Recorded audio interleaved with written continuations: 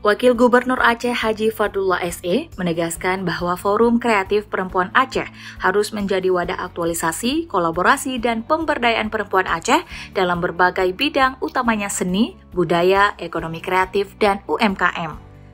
Hal itu disampaikan Wagub Fadlullah saat menghadiri pelantikan Dewan Pimpinan Pusat dan Dewan Pimpinan Daerah FKPA periode 2025-2030 di Banda Aceh Jumat 29 Agustus 2025. Dalam kegiatan tersebut, Hajah Kartini dilantik sebagai Ketua Umum dan DRA Muslihah sebagai Sekretaris. Mereka dilantik bersama puluhan pengurus lainnya, termasuk 20 DPD FKPA se-Aceh oleh Wali Nagro Aceh Malik Mahmud Al-Haitar.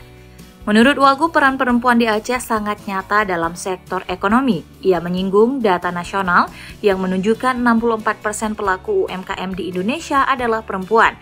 Bahkan di Aceh, jumlahnya melebihi laki-laki. Dalam kesempatan itu, Wagub Fadlullah menegaskan jika pembangunan Aceh ke depan harus berakar dari desa atau kampung.